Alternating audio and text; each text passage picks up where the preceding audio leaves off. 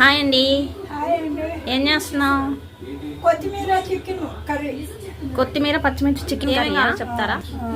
Chicken 1/2 kilo, పచ్చిమిర్చి కొత్తిమీర కచ్చా చేసుకోవాలి. ఒక లవంగం మొగ్గ, ఒక యాలగా, ఒక రవ్వ దాల్చిన చెక్క, ఉల్లిగడ్డ, టమాటా, కొత్తిమీర. ఇప్పుడు ఎలా తయారు చేయాలో చూపిస్తారా?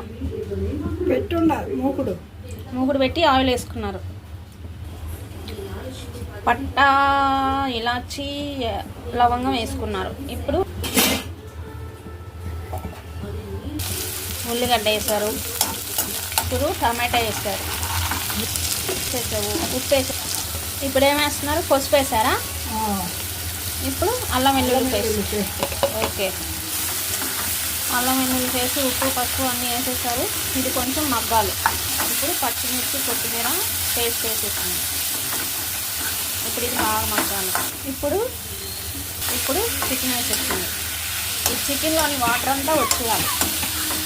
ఇప్పుడు కొంచెం వాటర్ వేసుకోవాలి.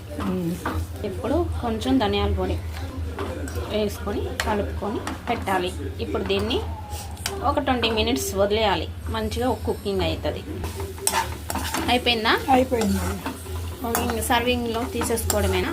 అయిపోయిందా? అయిపోయిందండి. చికెన్ మసాలా లేకుండా పచ్చిమిర్చి కొత్తిమీర చికెన్ కర్రీ రెడీ.